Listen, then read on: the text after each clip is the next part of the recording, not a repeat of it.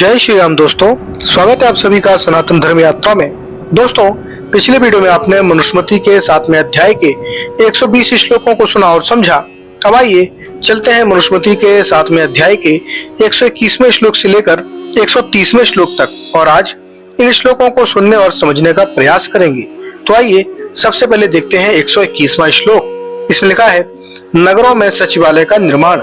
इसमें लिखा है नगरे नगरे चैकम कुर्यात सर्वार्थ चिंतकम उच्च स्थानम घोर रूपम नक्षत्रामिव ग्रहम। अर्थात राजा बड़े बड़े प्रत्येक नगर में एकम एक एक नक्षत्राणाम ग्रहम इव, जैसे नक्षत्रों के बीच में चंद्रमा है, इस प्रकार विशाल और देखने में प्रभावकारी घोर रूप में यानी भयकारी, अर्थात जिसे देखकर या जिसका ध्यान करके प्रजाओं में नियमों के विरुद्ध चलने में भय का अनुभव हो, सर्व अर्थ चिंतकम, जिसमें सब राज कार्यों के चिंतन और प्रजाओं की व्यवस्था और कार्यों के संचालन का प्रबंध हो, ऐसा उच्च स्थानम ऊंचा भवन अर्थात सचिवालय बनवावे।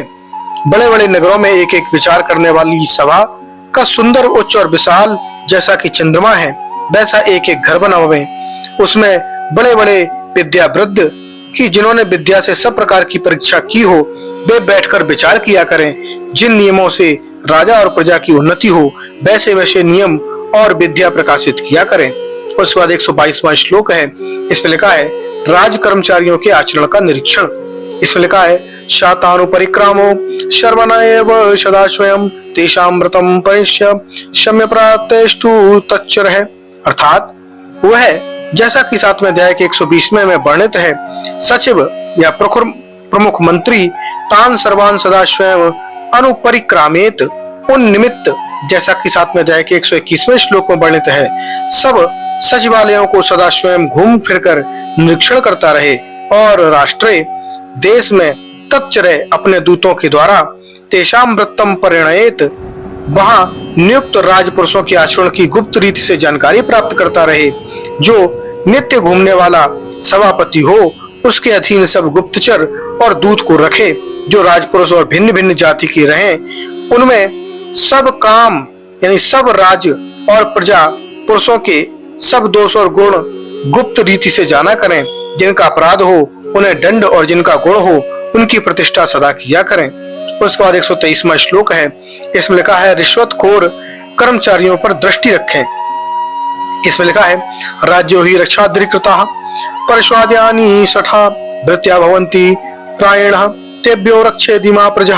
अर्थात क्योंकि प्राय राज्य रक्षाधिकृता भृत्या, राजा के द्वारा प्रजा को सुरक्षा के लिए नियुक्त राज सेवक, परश्वादायिना दूसरों के धन के लालची अर्थात रिश्वतखोर और सठा ठग या धोखा करने वाले भवंती हो जाते हैं।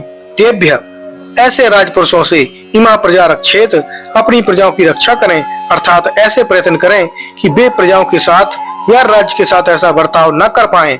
राजा जिनको प्रजा की रक्षा का अधिकार देवे वे धार्मिक सुपरिचित विद्वान कुलीन हो, उनके अधीन प्राय सठ और पर पदार्थ हरने वाले चोर डाकुओं के भी नौकर रखे, उनको दुष्ट कर्म से बचाने के लिए राजा के नौकर करके उनकी रक्षा करने वाले विद्वानों के स्वाधीन करके उनसे इस प्रजा की रक्षा यथावत करें। उसके बाद 124वां श्लोक है। इसमें लिखा है रिश्वतखोर कर्मचारियों को दंड। इसमें लिखा है ये कार्य के भ्यो अर्थमेव ग्रह्यु पापचेतसः तेषाम सर्वस्वमादाय राजा कुर्यात प्रवासनम।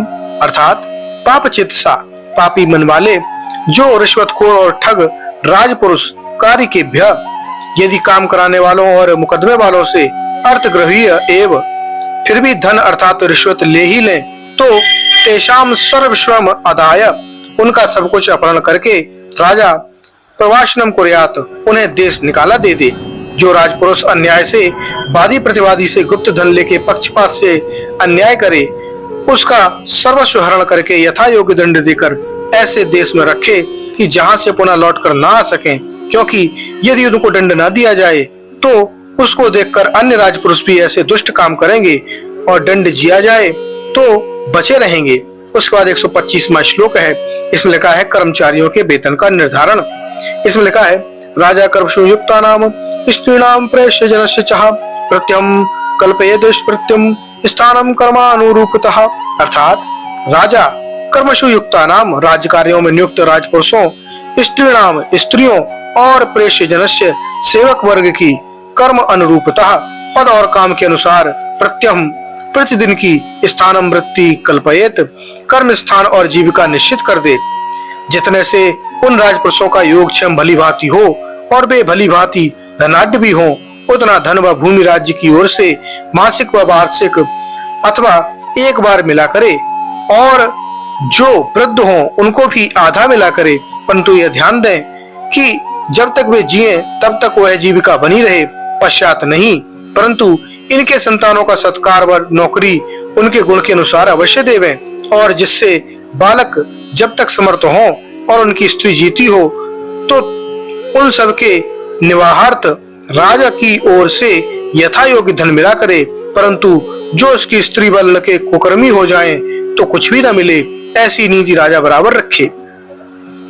उसके बाद 126वां श्लोक है, इसमें लिखा है प्रणोदेव प्रकृतस्य षड्कृतस्य वेतनम पाशमाशित अच्छादहो धान्याद्रोणस्तु मासिकः, अर्थात अपकृष्टस्य प्रणः निम्नतर स्तर के भृत्य को कम से कम 1 पण और उत्कृष्टस्य षट ऊंचे स्तर के भृत्य को 6 पण वेतन प्रतिदिन देना चाहिए, तथा उन्हें शास्त्रमासिक आच्छादः प्रति 6 महीने पर ओढ़ने पहनने के वस्त्र और मासिक धान्य द्रोण 1 महीने के 1 द्रोण यानी 64 सेर धन धान्य यानी अन्न देना चाहिए। अब इसके अनुसार देखिए तो कौटिल्य के अनुसार मंत्रियों से सेवकों तक का भरण पोषण व्यय आचार्य कौटिल्य ने अपने समय के मूल्य स्तर के अनुसार राजा के परिजनों से लेकर मंत्रियों, अमात्यों, अध्यक्षों, निम्न स्तरीय कर्मचारियों तक की भृत्ति यानी भरण पोषण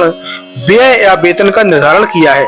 कौटिल्य के अनुसार धन और भूमि दोनों ही भृत्ति के रूप में प्रदान करनी चाहिए। भूमि के संबंध में यह शर्त रखी है कि उसे कोई बेच नहीं सकता, न गिरवी रख सकता है। उन्हें भृत्ति या वेतन का निर्धारण प्रमुख रूप से निम्न प्रकार किया है। ऋत्विक यानी आचार्य, मंत्री, पुरोहित, सेनापति, युवराज, राजमाता और रानी, इनको प्रतिवर्ष 48,000 पण दिए जाएं। द्वारपाल यानी अंतपुर का अधिकारी, आयुषाध्यक्ष, समाहर्ता यानी कर संग्रह का अधिकारी, कोष्ठगाराध्यक्ष, इनको 24,000 पण प्रतिवर्ष।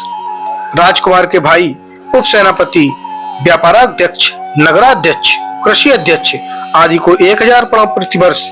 प्रथम श्रेणी के वास्तुकर्म विशेषज्ञ, हस्ती अश्वरथ अध्यक्ष, दंडाधिकारी 800 पण वेतन प्रतिवर्ष। इसी प्रकार सेना के विविध विभागीय अध्यक्षों को, सैन्य शिक्षकों को 2,000 पण से 800 पण प्रतिवर्ष मिलने चाहिए। शिल्पी, आय विभाग के कर्मचारी, क्लर्क, गुप्तचर, वैद्य, गायक, वादक आदि को 1,000 पण से 120 पण प्रतिवर्ष वेतन का विधान किया गया है। उसके बाद 127वां श्लोक है, इसमें लिखा है करी ग्रहण संबंधी व्यवस्थाएं।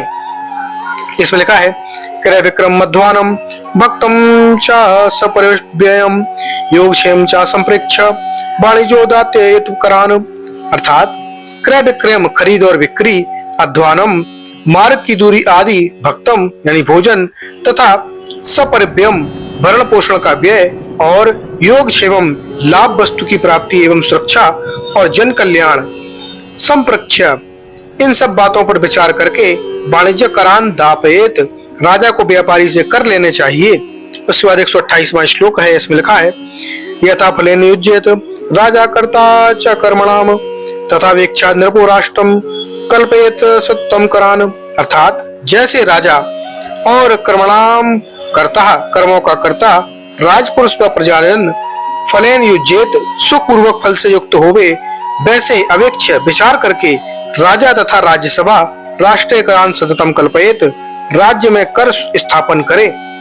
उसके बाद 129वां श्लोक है, इसमें लिखा है यथा पल्प मध्यात्यम पार्योकोत्स अष्टमदः तथा पल्पो गृहीतव्यो राष्ट्राध्वजादिक करः, अर्थात जैसे बार्योक वत्स षट पदः, जोंक, बछड़ा और भमरा अल्प अल्पम आद्यम अदंती, थोड़े थोड़े भोग्य पदार्थ को ग्रहण करते हैं, वैसे राष्ट्रात राजा प्रजा से अल्प अल्पः थोड़ा थोड़ा आब्दिकः कर ग्रहीतव्यः वार्षिक कर लेवे। उसके बाद 130वां श्लोक है, इसमें लिखा है 50 राजा पशु हृणभ्यो धान्याष्टमो भाग षष्ठो द्वादश एव, अर्थात राजा को पशु हृणयो पशुओं और सोने से लाभ में उसके लाभ में से 5 भागा 50वां भाग और धनान्यम षष्ठम अष्टम व द्वादश एवं आदय अन्नों का छठा 8वां या अधिक से अधिक 12वां भाग ही लेना चाहिए। जो व्यापार करने वाले व शिल्पी को सुवर्ण और चांदी का जितना लाभ हो उसमें से 50वां भाग, चावल आदि अन्नों से छठा 8वां और 12वां भाग लिया करे, और जो धन लेवे तो भी उस प्रकार से लेवे कि जिसमें किसान आदि खाने पीने और धन से रहित होकर दुख न पावे। तो दोस्तों, ये जानकारी आपको कैसी लगी कृपया कमेंट बॉक्स में अवश्य बताइए। बने रहिए सनातन धर्म यात्रा के साथ और लेते रहिए रोचक एवं धार्मिक जानकारियां प्रमाणों के साथ। धन्यवाद। जय श्री राम।